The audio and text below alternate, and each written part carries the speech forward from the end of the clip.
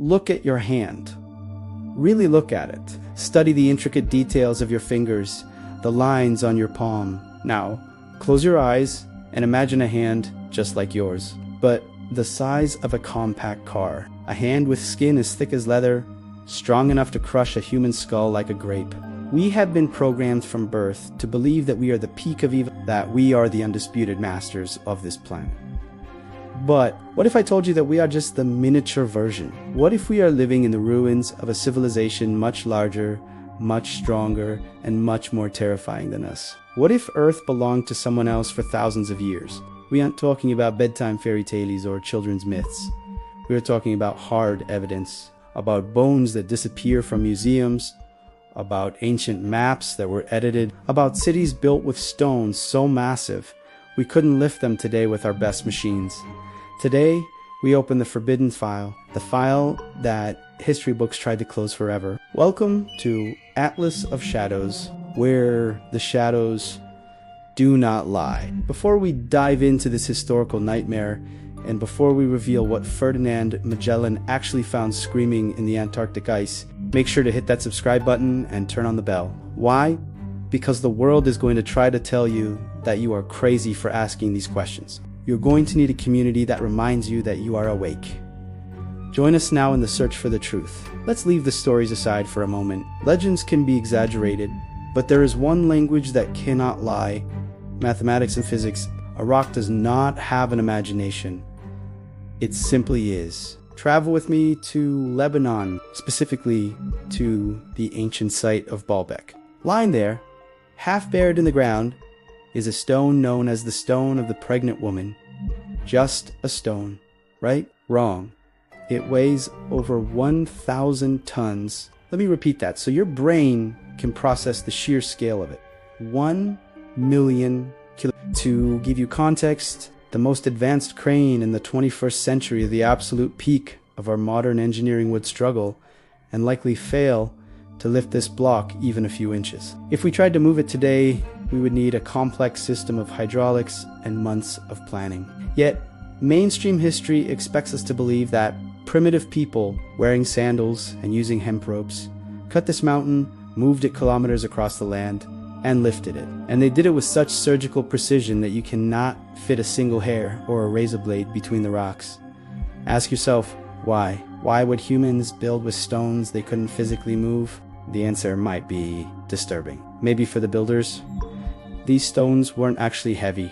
What if this massive block was to them what a standard red brick is to you and me? The engineering whispers one terrifying conclusion: this structure wasn't built for giants. It was built by giants, but stones are silent witnesses. Let's listen to the people who actually looked these beings in the eye. The year is 1520. Ferdinand Magellan, one of the greatest explorers in history, wasn't writing science fiction. He was on a dangerous military and trade mission when his fleet reached the southern tip of the world. The frozen wasteland we now call Patagonia's crew recorded a chilling encounter in the official Captain S logs. The fleet's chronicler Antonio Pigafetta wrote detailed descriptions. He stated that one day they saw a native man dancing on the shore. When the sailors approached him, Pigafetta wrote, "We only reached to his waist."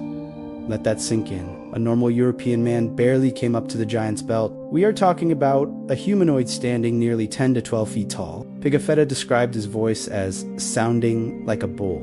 He described their terrifying strength, and Magellan wasn't the only one. Sir Francis Drake, another legendary explorer, reported similar encounters decades later, and proof. Look at the maps. For over a century, official maps of South America labeled this region as Regio Gigantum, the region of giants. It wasn't a myth. It was a geographical fact accepted by kings, sailors, and cartographers. It was a warning. Do not go here, there are monsters. But then, in the mid-18th century, the name vanished. The region was scrubbed clean, the maps were changed, the giants were erased from the paper. The question that should make you shiver is, why? Who decided that this truth was too dangerous to keep in the history books? Who ordered the erasure of an entire race from our collective memory? You might say, maybe Magellan was hallucinating from the cold. But pause for a second. Why does every single ancient civilization, separated by thousands of miles and thousands of years, tell the exact same lie?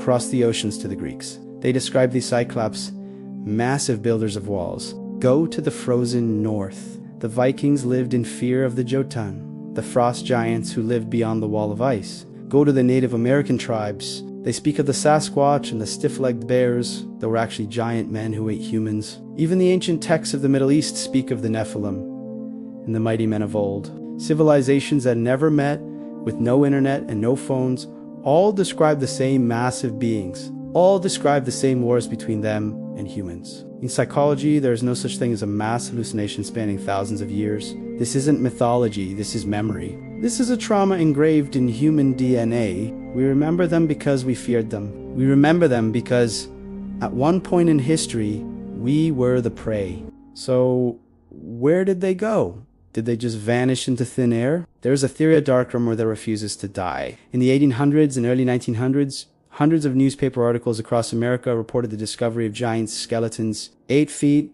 9 feet, sometimes 12 feet tall, often with double rows of teeth. These weren't tabloids. These were the New York Times and local gazettes. But every time these bones were found, a major institutional fund, the Smithsonian, would swoop in, take the bones for study, and they would never be seen again. Why hide them? Because if you admit that giants existed, you admit that the history of human evolution we are taught in schools is wrong. You admit that we aren't the first masters of Earth. But maybe they aren't dead. Maybe they just moved. Remember Magellan? Remember where he saw them. In the deep south, near the edge of the known world. Patagonia.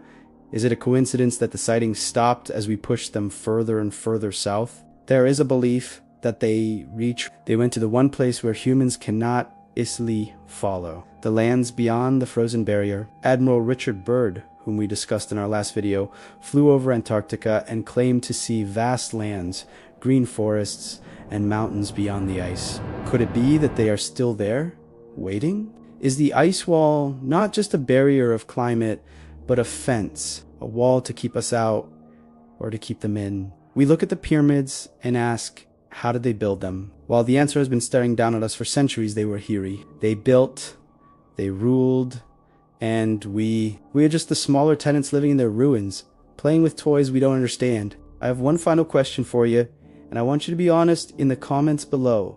If the giants returned tomorrow from beyond the ice and demanded their world back, do you think we would have the right to fight them? Or are we the intruders? This was Atlas of Shadows. If you enjoyed this journey into the dark, please like and share this video. Help us wake up the world. See you in the next mystery.